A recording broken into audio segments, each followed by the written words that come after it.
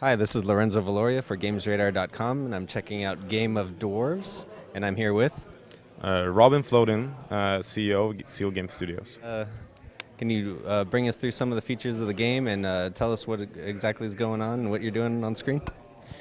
Yeah, so right now I've just started into my custom settlement, and I've chosen the dig order and given some orders for the diggers to go dig.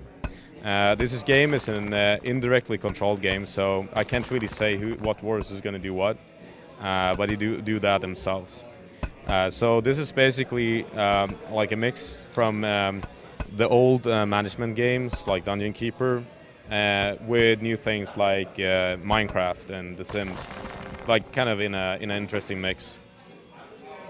So what I'm starting out to do here is I'm going to try to clean up over the fertile soil here so that I can do some farming in the beginning of the game. So I'm going to pick up the build menu here, and we're going to choose fertilization stone, which is kind of like makes it possible for the workers to know where they're supposed to work. And you can see that it creates a green glow here, and that means that now I can actually put some farming stuff over here for the workers to work on. So looks like you got pumpkins and mushrooms and an apple tree. How does a tree grow underground?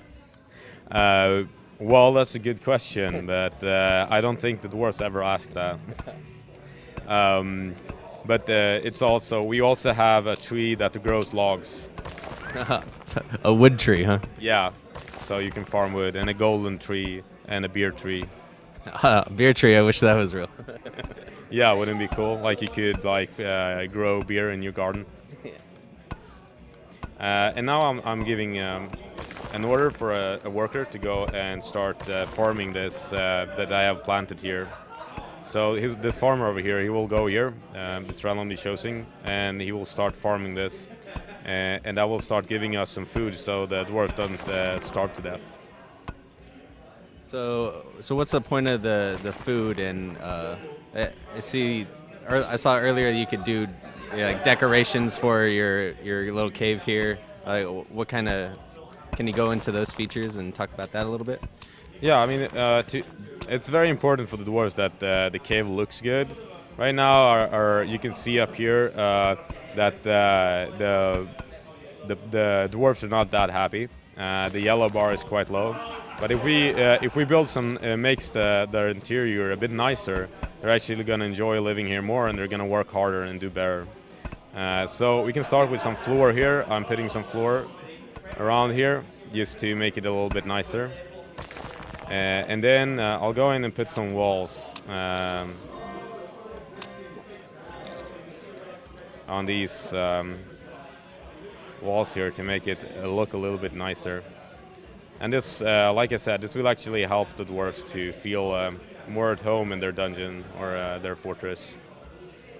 And then you can also, of course, put things like these on the walls, paintings,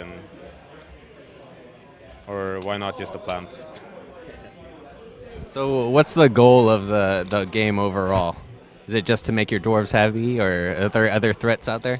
So, I mean, the goal this is custom game. So basically here the goal is whatever you want it to be. Do you want to go dig down far and deep? Do you want to make a big fortress? Do you want to make a nice fortress?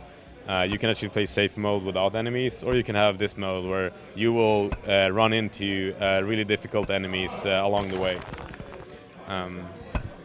But in the campaign you will have missions and a mission structure where you can finish every level, and it's a story that you go through until the end where it's...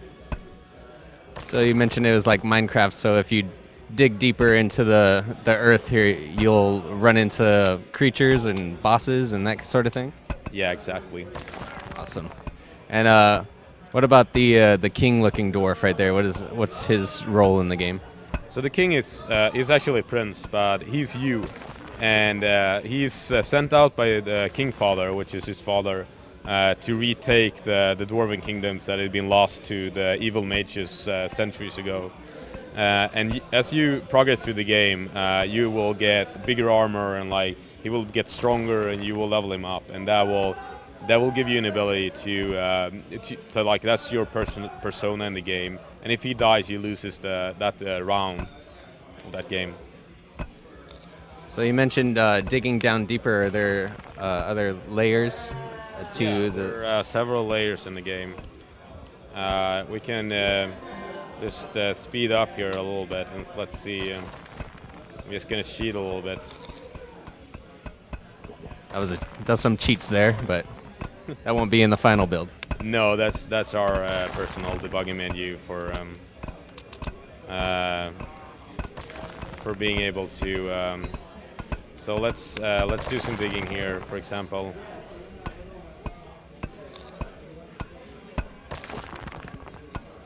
Here we can basically, as you can see, we can dig down, and you have here on the left side you can scroll up and down through the layers.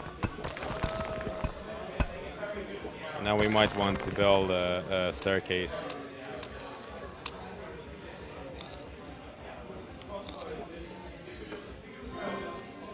Awesome. So what do you get the further down you dig? So the further down you dig, the more awesome the enemies will be, and more challenging. So I mean, and also you will get better treasure and better resources. Let's get some more diggers. All right. So you just created a class for some dwarves. How does the class system work? So in the beginning, you have this dwarfling that are born, and you can choose what kind of class he's going to grow up to be, and then he will level up, and you will basically go into trees where he can become different things through the journey. So you just made this guy a digger? Yeah, I just made him a digger, and so and you can see up here how many I have. Like I have 3 diggers, and I can walk through them by clicking this button. So what kind of, how many other different kinds of classes are there for the dwarves?